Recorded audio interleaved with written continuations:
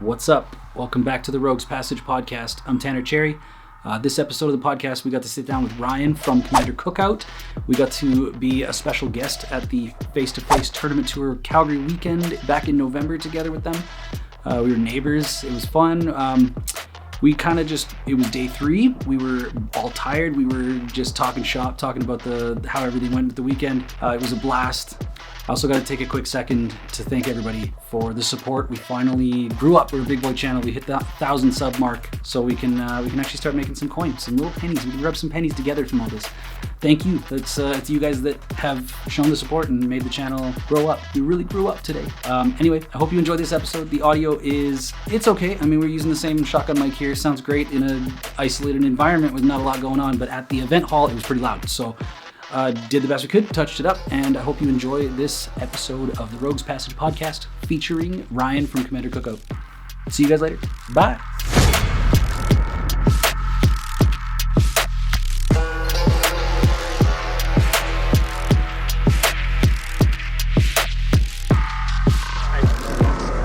What's up, everybody? Welcome back to the Rogues Passage. Rogues Passage HQ at Face-to-Face Tour Calgary weekend. Day 3. We have a very special guest. We got Ryan here from CCO. How the hell has your weekend been? Oh, man. It's day 3.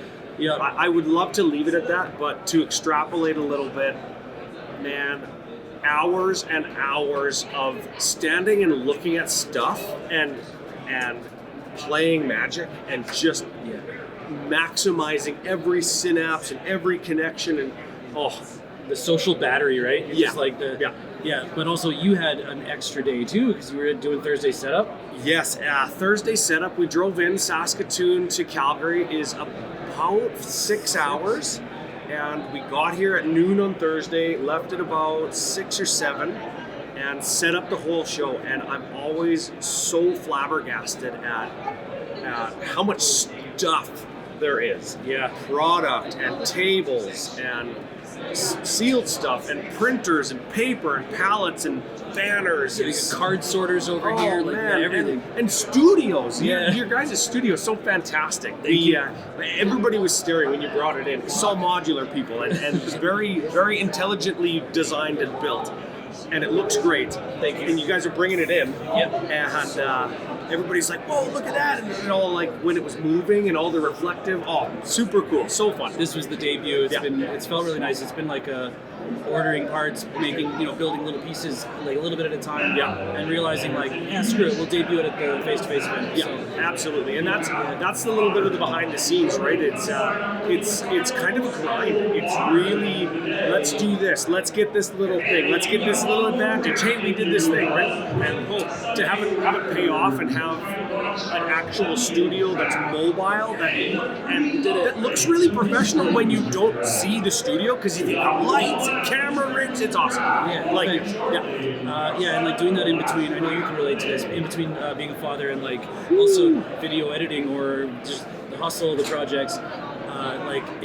This is like the duality of the elation and the excitement with also like the just being bagged about this whole thing. And actually I wanted to point out, like last year, we came as floaters, we weren't special guests last year, and I know I've told you this, like how warm of a welcome you gave us specifically. Oh man, you were so kind to us, and like it's such an honor to be, I guess, your neighbor this year. You know what? I recorded just walking around the venue yesterday evening. I recorded a short little Commander at Popular. It's my community show where you did it here. I did it here. Yeah. Nice. Whenever I go to a show, I do my best to go and walk and capture the ambient noise and describe my surroundings. Not everybody's as fortunate to be able to travel to an event or have access to an event, big or small, or even have an LGS. We got to remember that and acknowledge that. So I go around, you capture the ambient noise, you describe the vendors, and I really try to lay into the vibe and the culture and what it feels like to be here. Yeah, and to promote it as the premier place to be or to be playing Magic in Canada. The face-to-face games event is fantastic. And big shout out, of course, to all the other vendors, right? House of Cards and MTG Stronghold and Fusion, of course. That's our official business daddies for Commander Cookout. Oh yeah, I got to meet those guys. Yeah, they are. Oh, definitely. Tell Commander Cookout sent you. I will. It's such a great vibe compared to like the huge, absolutely monstrosity that is a Magic Con. Yeah. Where you go and you're a drop of water in the bucket to literally anybody that's there. And it doesn't matter if you're a creator unless your name's Command Zone, yep. or unless your name's Tolarian Community College. And no shade at those guys. I love both of those channels, and I've met and drank beer with those creators, and that's fantastic. But to come to what feels like a especially local for you, yep. local, homegrown, very Canadian, specifically Canadian event. This one is the regional championship, not a Command Fest. Yep, this is a big sweaty Pioneer event. Yeah, it's sweaty and it's Pioneer, and it's for Canadians to qualify for the Pro Tour. Yeah, for the World Championship. Yes, in Las Vegas. Winner here goes to the Worlds, which is like a prestigious honor. Where you win $500,000. Yeah, right, like real money. Right? Even just going, that's such an honor to be able to go to a Worlds. Like, I just watch. I watch a lot of competitive Magic. I don't play a lot, but I love consuming it. It's such an intoxicating way, like especially watching people play the game that I love at like such a fifth dimensional chess level. Yeah. And like I find it so exciting, and being here on site watching, every so often I'll see somebody where I'm like, yo, I know that guy from the Pro Tour or whatever, right? Like they're just here in Calgary, like doing their thing. And it's really cool being here. I want to say on Friday, I did a charity stream with Into the 99. Shout out to those guys. Yeah. I did a charity stream or a charity recording, and it was supposed to be like 15, 20 minutes. Let's get a few people, ask some questions, give away some boosters, right? And Stronghold donated some boosters, and AI Armor is a sleeve provider, donated some sleeves. Yeah. And it ended up being over an hour of people that were finishing day one or finishing their last chance qualifiers that are like real Magic players, some of whom only played for like a year. They come and do this trivia and they nailed it. And again, it goes back to the culture. Even though these are competitive people, they love Magic and the story and the lore and the MTG history. Yeah. And in some cases, I call it pure trivia. Meaningless, useless factoids that are just, I happen to know that. It's just part of the culture, right? And I did the trivia yesterday, and it's like, what's the anagram of Feldegriff, right? Yeah. And I was like, oh, I know this one. It's Richard Garfield. I didn't even know that. Yeah. It's just, I listen to so many different Magic podcasts, and you absorb so much from everywhere. And I thought I was going to do trash at the trivia, and I was like, I actually know a lot of this. Yeah. This is kind of wild. Yeah, and you know what? Magic is such a funny and unique and rewarding game in that way, because the joke, like me, I've played Magic for 23 years, right? And when I tell people that, like my mom or my wife, I played Magic for 23 years. Are you good at it? No, absolutely not. Like the meme where the guy kickflips the rake and it still hits him in the face. That's what it's like.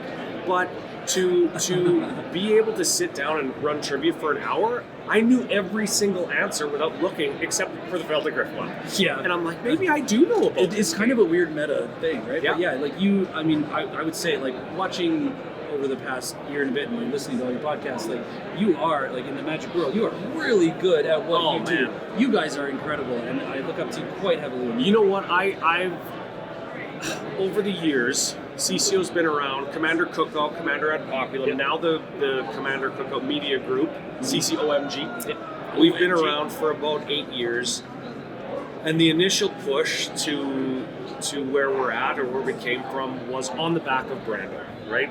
And that was him working in the radio. Yep. He worked at a radio station. He was a technical producer, call screener for the biggest talk show in Saskatchewan for years and years and years. And that got us in with a few other broadcast type people and equipment, and the rest is history, kind of. But now that's afforded me and given me the opportunity to work with other professional producers and people who've been to broadcast school, who have been trained how to talk, trained how to speak for various different reasons, radio or TV or interviews. So would you say that kind of like built your craft? Because I feel like you guys got that nailed. You guys there's a pace and there's a pace or cadence. There's forcing yourselves to not do things. Yeah. Right. And it's the simple things that you don't think of, like instead of saying just say nothing. Yeah, I know that is a tough one. That's really a tough one, and it's not the kind of thing that people think about in their regular just conversations. Like for myself, like recording, I've been pivoting to recording a bunch of deck techs. Finally, something we wanted to do for ages. Yeah. And like when I sit down in front of a camera myself and I do that, I find that like my rhythm is more so just giant pauses between things, so that I can formulate what I want to say next. Yeah. And when you know and that then you cut it down, editing desk, you know that you can put that into a nice pace. Right? Yeah. And so it kind of informs the way to speak. Oh man, I definitely wanted to ask you, like, because we came into it just being like, whatever, we're just going to be who we are. We're going to swear. We're going to do whatever we want. And like knowing your guys' content, just fart jokes and stuff like that. I was like, look, it can't be that you guys are successful with it. So I've always been wanting to talk to you and ask, like, how do you feel about it? You know what? A couple things. Yeah. The first thing I would say is the pacing, the post-production editing. When you move from audio to video or vice versa, or when your content platform has both of those kinds of products, they're different products. When you see somebody speaking, you kind of absorb that, and that's a different product. Yeah, it's a different media. It's like listening to music or looking at a painting. They're not the same thing. So of course the post-production is going to be different, and the cadence and all that's going to be different. Are you coming in for a hug? I could. Why? What's up? I was just coming to say I just. You want to say hi? Tell that to the camera. Oh my God, I'm sorry. Oh no, that was the best. It's exactly what we're talking about. At first, brand awareness, brand identity, most important. Establish yourself. At the same time, you can't be so out to lunch or out in left field that you're not delivering a product, whether that be cadence or quality or humor, whatever it is, that isn't genuine. Well, isn't what people come to expect, right? There's a certain way that YouTube videos look and sound. And if you're so far away from that, nobody's going to be that interested. But at the same time, nobody wants to sound like the next Command Zone or the next Commander Cookout or the next Rogue's Passage. Everybody wants to be their own stuff. So there's that balance, right? When you talk about us swearing and the dirty jokes and the don't Google that and all those things and the dirty nicknames. Finger blasting. Finger blasting, exactly. You get to a point where you start to receive recognition from Wizards of the Coast, or they invite you to a Command Fest or a Magic Con as a creator. And that's when you say, okay, well, they're telling me that I shouldn't do this. And at the same time, I'm being successful. So I have to a little bit veer away from that without losing my identity. So it's like threading a needle. It is. And you get to a point where it's like, how much do I have to curve away from what our brand identity is to please a third party, even though they're the first party and we're the third party. But from my vantage point, how much do I have to bend away from the third party that is influencing my work, as opposed to just staying on the trajectory that's made me successful already? I mean, I look at Pleasant Kenobi, right? I really like watching. I love his takes. I think he's very rational. He's absolutely hilarious. Like, funny guy. His delivery, dude. And like he swears quite a bit. He's British cunt, right? But like watching your show, like I enjoy that content. It doesn't turn me away, right? Like I feel like I'm a big fan of like it's raw. It's like it's raw. It's great. It under most circumstances it's unfiltered, and it comes down to a foundation and a community that's built out of people who aren't dicks and assholes. And if you're not a dick and an asshole, I could jokingly call you a dick or an asshole, and you know that it's a joke. So you don't get offended. There's no arguing, and it comes from a place of community or brotherly love. Right? Coming over here, like Brad just did. I don't know if Brad's on the camera anymore, but Brad came over here and comes in for a hug and tells me he just went out and pounded a beer and had some lunch and comes back and jams Magic, and that's what we're all here to do. Is spend community time together. It's hard. Like the part of this whole weekend. Sorry. No, it's fine. Good to see you. Love you, dude. It's wild. Like even at night, like, you know, going up to the Unicorn the other night, Yeah. you know, shout out to the Unicorn in Calgary, great. Yeah. I didn't know that place was 3 floors. Yes. It's a super pub, right? Get your horn twisted. Yep. But like, it's tough. Like, we only get to cross paths with you guys every so often, right? So like, you want to try and maximize your time, go for a beer, you know, stay up till midnight and try and be here. Midnight? All opens. Midnight. Those are rookie numbers. You gotta pump those numbers up.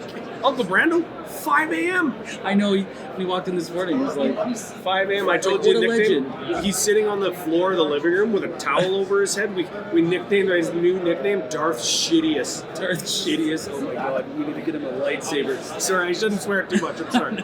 I'm sorry. Like, I recall shortly after this event last year, Yeah. you know, I think it was actually like the week after where you were talking on the podcast recapping the pool event, getting pushed into the pool or whatever, right? Oh, that, yes. that CCO Vegas house. experience, and like I couldn't believe how much I just felt like an eternal like appreciation for this community that you guys have built, and how like I was just like, man, this sounds like so much fun. And again, like leading up to this event, it's like I'd love to come to the house, and but also being responsible for our own stuff. Like, it's like I don't know if I'm gonna make it over, you know, like.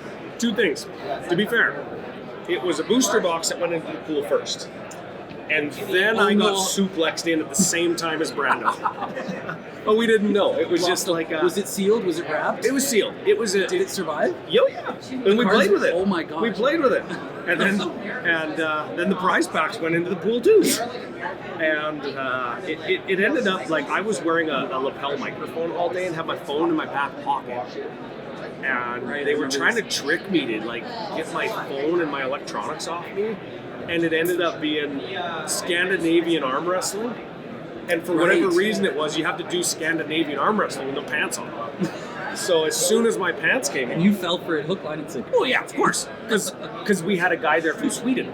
He's coming to the CCO experience all the way from Sweden. He obviously knows what Scandinavian arm wrestling is about. Who am I going to argue with? The guy? Right? He's Scandinavian. Be like telling me what beer tastes like. I know. And as soon as the pants came off, I was upside down and underwater. I think it was these pants. Of pool fame. Yeah. It sounds incredible. You guys have done great work. Like the community, the Discord community that you fostered is like intoxicating. It's so fun. And I don't like engage in there as often as I would like to, because I mean half the time I don't use Discord long enough and it just deletes from my phone. So the apps go away. But yeah, like I really appreciate everything you guys do. If you haven't checked out the Commander Cookout podcast, Commander Ad Populum. Yeah. And Commander History, MTG Commander History with myself and Mac.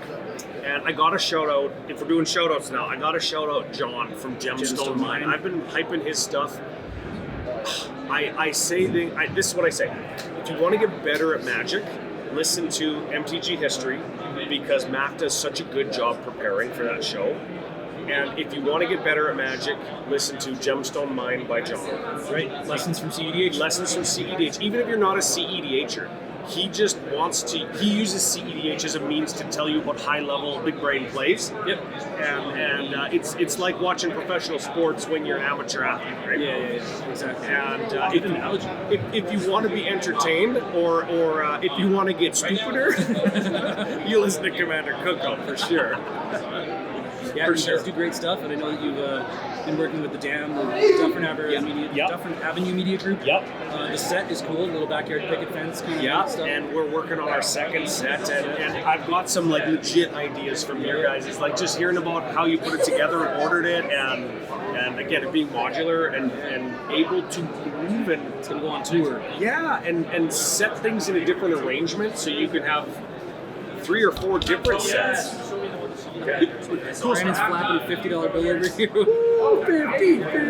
Anyway, anything else you want to touch on? Or bust out of here and man, we gotta wrap up our shit here. Yeah, we were gonna do 10 minutes, but we ended up doing half an hour. I mean, I could listen to you read the phone book. You know what? Keep doing what you're doing. Maintain and build your community and your identity, and keep producing. Again, this kind of quality is great. You can't see what you don't see because you're not supposed to see it. But the magic, the back of it, and the lights, and the thing with the camera, Yeah, good stuff. Cheers, man. Good stuff. I really appreciate it. It was great to see you guys again. Very nice to be your neighbors. Oh, man. And I wish you guys the best teardown and trip back home. And beer drinking tonight. We got to get rid of the leftovers, CCO Easter eggs, we call them. And I got to up my game now because I got to compete with all this. Oh, jeez. Well, if you need any help, I know a guy. All right. Thank you guys for watching. See you guys at the next face-to-face event or anything we do. Subscribe to these guys' stuff. Please subscribe to ours. We're really close to 1,000 subs. It means a lot to us. Pew, pew, pew. Yeah. And, Do it or else. See you guys in the next one. Bye.